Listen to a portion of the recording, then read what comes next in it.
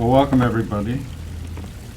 I'd like to welcome the Paspahalas and all their friends, all of Mitch's friends, to the dedication of this very beautiful spot. And I was thinking yesterday that the place is very much like the person that we honor with it. It's handsome. It has a drawing effect for our community. It is a place that started out rather rough. If you had seen this just 6 months ago, you'd be amazed at what it looks like now. And it became something very beautiful and refined. And the Mitch that we knew at Beacon College was all of those things. And so I think in this place, which I've seen being used by students as a place of reflection, as a place to gain focus, it's a very fitting place to bear Mitch's name. So I would like to call upon Michael Tabankin to say a few words on behalf of the fraternity that Mitch was so much a part of.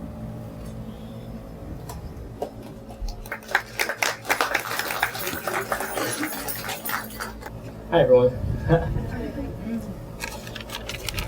It's weird because I do a lot of public talking and it just never gets easier.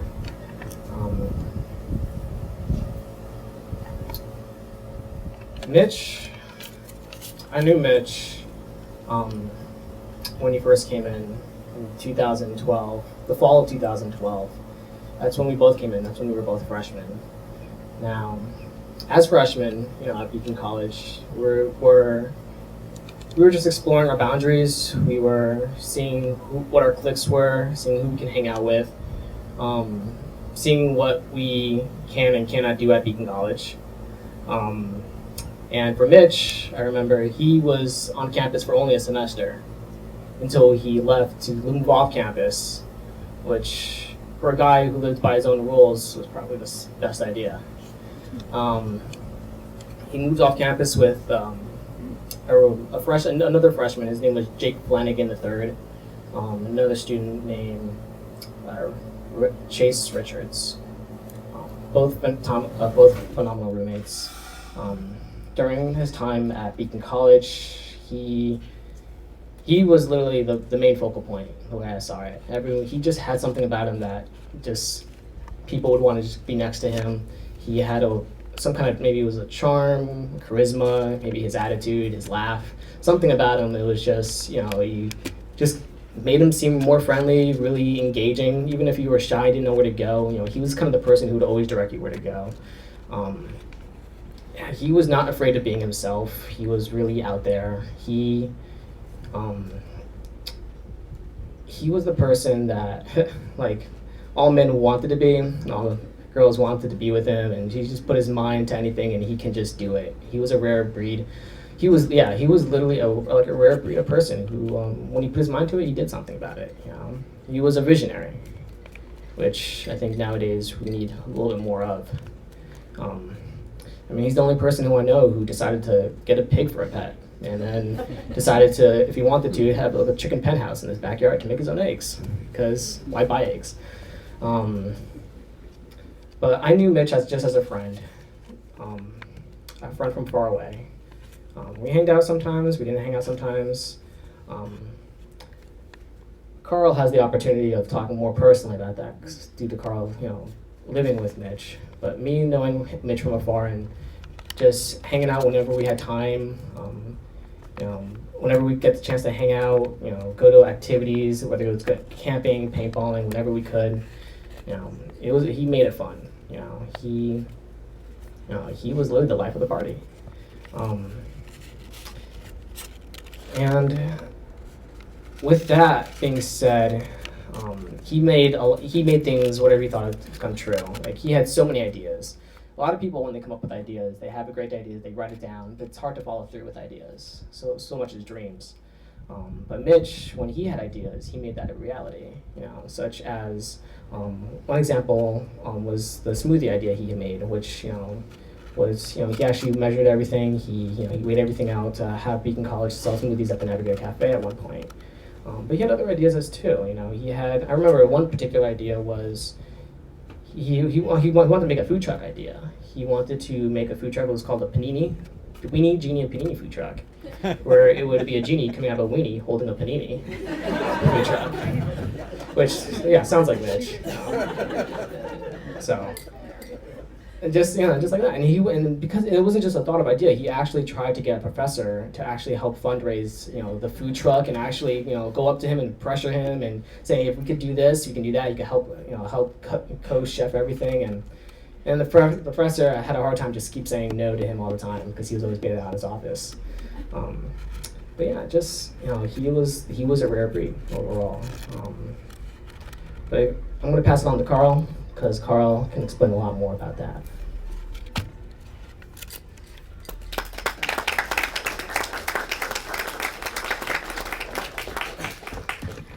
Good morning, everybody. Thanks for being here. I'm Carl. Me and Mitch was probably like the other half of me. When I met Mitch, we at first didn't like each other. Maybe our personalities didn't bump in, but when it came down to it, after a while, me and him we just clicked. And then at one point, I was at a real bad point in my life.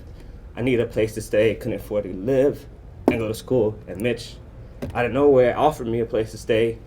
He's like, I'll take care of it. I'll talk to my dad. I'm gonna make it work out, bro. You need to stay here with me. So I crashed with him, became great friends, and then I got him a job at IT. Kid never did IT in his life, but Mitch's personality is like anything can be done. At one point, the school's like, we need some help building some labs. They're gonna trust me and Mitch to do it. Mitch loved power tools. Mitch's whole idea was like, we'll break a hole through it, and then we'll figure it out from there. That was Mitch. Full force, go through it, and you'll get through it in life. And I love that personality about him. Like, anything was done easy. They told us, Ed, we need you to help us set up the gym. Mitch like, cool, let's do it. Me and Carl can do it. Don't hire anybody. We got this.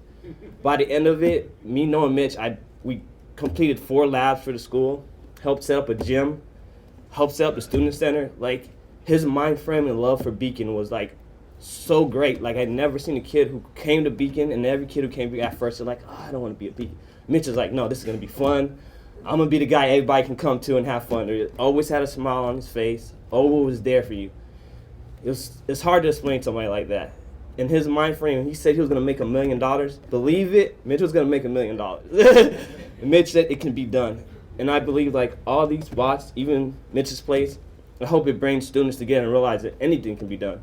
I want anybody to see it. And his personality doesn't just stop at Mitch's place.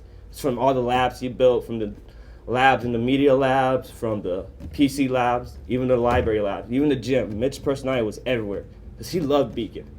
And it made him better, because when Mitch did come here, he was a little out there, loved to party, but by the end of it, he was a part of Beacon.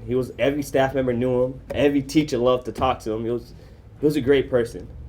And it was he made me a better person. He helped me get my stuff together, helped me realize that I can do great things, and I can always think that I appreciate Mitch for that, because he held me down when I was kind of lost at one point. And his parents were like great parents to me. My mom was like in South Florida, she couldn't really be around, but Mitch's parents always took me in, and they treated me like a family, and Mitch was like a brother to me. So I thank everybody for being out here and to remember him, and always know that he'll be a part of Beacon, and he'll be always a part of me and everybody here. So before I tear up too much, I want to introduce Mrs. and Mr. Pascahala, Mitch's parents.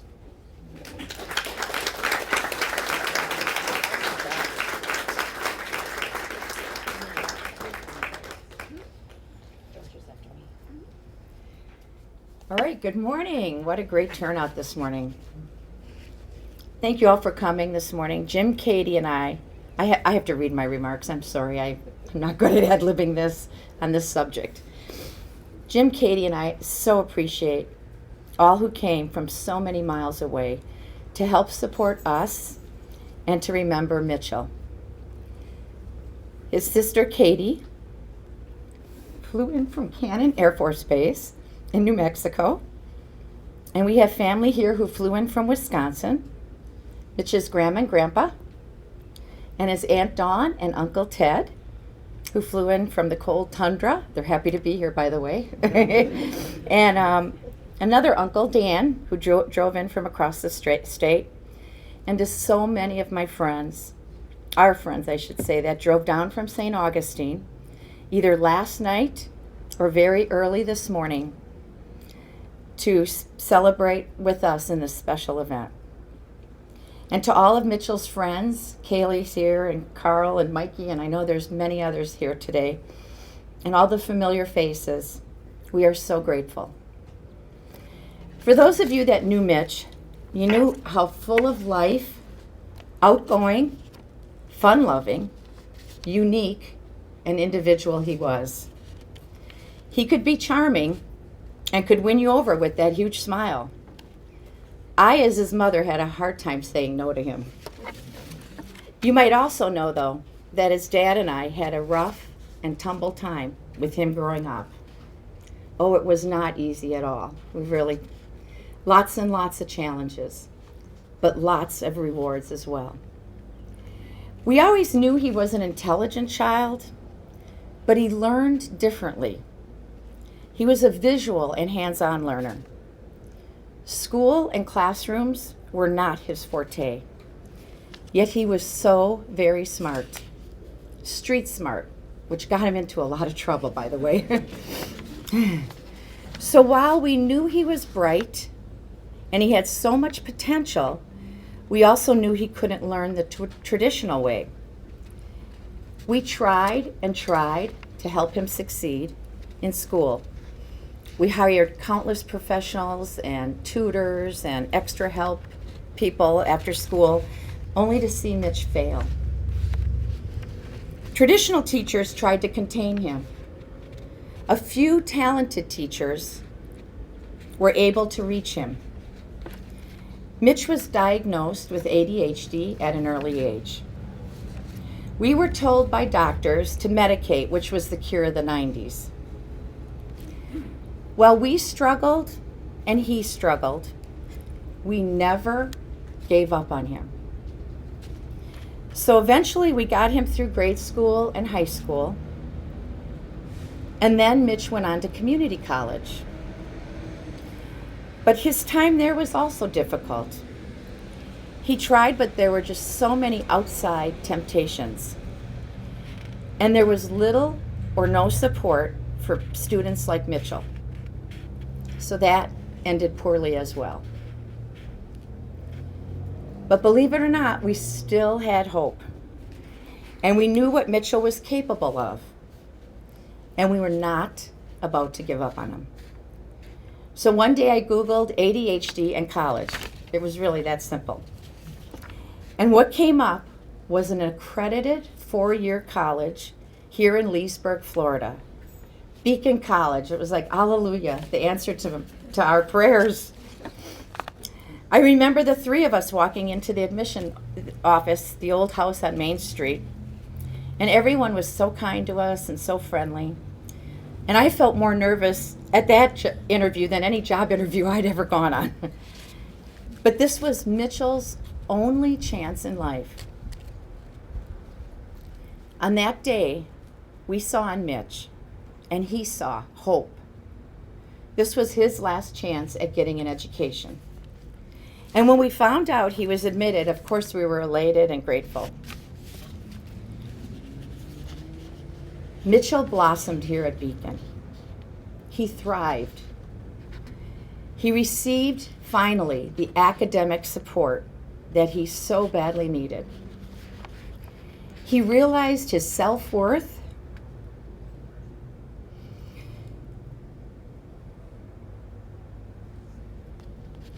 He had a real desire to succeed. He was involved and enjoyed giving back to the community. If Mitch saw a need, whether it was a fellow student or the school itself, he would always lend a helping hand. That's just who Mitch was. And Mitch loved to build things. I know Mikey and Carl mentioned this, and I said, I didn't know if you knew he built a beehive and raised honeybees. I still have the honeys that the boys harvested from the hives. And as was said earlier, he built a chicken coop and raised chickens and bunnies, and he would bring me home fresh eggs on the weekends. Mitch also loved to cook. He would send me pictures and videos of the meals he prepared for him and his friends, and he was always asking me for recipes, and that was just a real love of his. And he was a budding entrepreneur too. I remember Bob Bridgman telling me the story about the business class assignment where Mitch came up with the idea and the recipe for selling refillable smoothies at the Navigator Cafe, as Mikey talked about. This was supposed to be a great fundraiser for the school, and they ordered the smoothie shaker cups with the Beacon College emblem on it and all the fresh ingredients for the smoothies. Mitch had all the recipes. And then Mitch asked Bob if he could pocket $1 from the sale of the smoothies in the cup. And that was so Mitchell, this was a school project. But seriously, Mitch was so excited about his future. We saw such a positive difference in Mitch's attitude and his genuine excitement about finishing school and getting into the work world. He saw, felt, and experienced success, like so many, many students here at Beacon. For that, we are eternally grateful to all of you at Beacon College. And there's so many teachers, counselors, and administrators that I could thank, but I'm sure I'd be forgetting some. Plus, only Mitchell really knows those of you who were instrumental in his success. But what really amazes his dad, his sister, and I is what Beacon has done for our family and the memory of Mitchell. To set aside this lovely, serene spot in Mitchell's name, this will never, never be forgotten. We are so very grateful for the compassion, empathy, and the kindness of so many here. Lastly, I'd like to just thank all of those who contributed to Mitchell's Scholarship Fund. This year we awarded 2 scholarships in the fall, and hopefully with the endowment fund we will be able to award, continue to award scholarships on an annual basis. It's wonderful to be able to keep Mitch's name alive through that. And we'd like to thank, of course, Medtronic, the company that Mitch's dad works for, because they've been a huge contributor to that fund. And I want to thank, I haven't met yet, but I hope I get to meet before the day's over, Scott Mon, for this beautiful design and the construction of Mitchell's Place. He and I talked a couple times about it. And thank you, Steve Mueller, for the countless phone calls and emails and all the time and the help that you've given me. You were not only the catalyst, Steve, but a true friend. Thank you, Dr. George Haggerty, because it's for your vision and perseverance that we're standing here today. Our family owes a debt of gratitude for keeping our son's memory alive. And then lastly, I'd just like to read a poem which exemplifies so totally who Mitch is and continues to be. When I'm Gone by Mrs. Lyman Hancock. When I come to the end of my journey and I travel my last weary mile, just forget if you can that I ever frowned and remember only the smile. Forget unkind words I have spoken. Remember some good I have done. Forget that I ever had heartache, and remember I've had loads of fun. Forget that I've stumbled and blundered, and sometimes fell by the way. Remember, I have fought some hard battles and won ere the close of the day. Then forget to grieve for my going. I would not have you sad for a day. But in summer, just gather some flowers and remember the place where I played. And come in the shade of the evening, when the sun paints the sky in the west, stand for a few moments beside me and remember only my best. Thank you.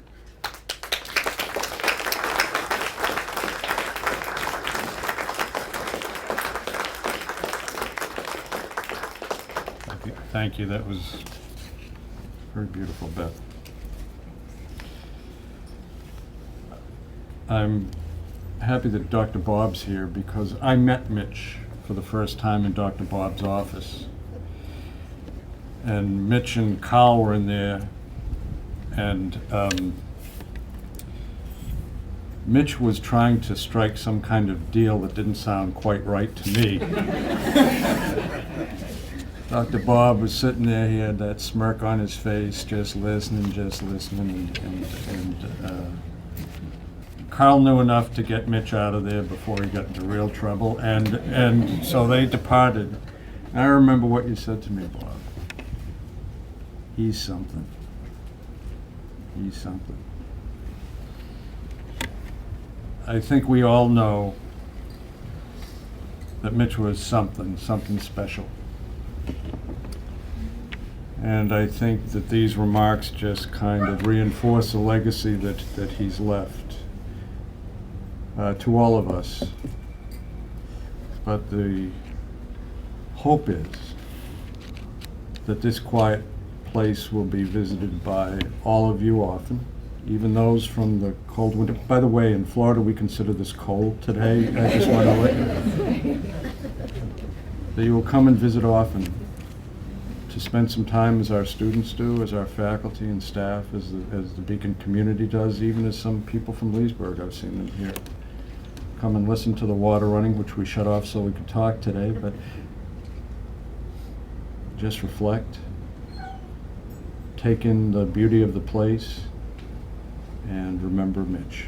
So thank you all very much for coming. This dedication is closed.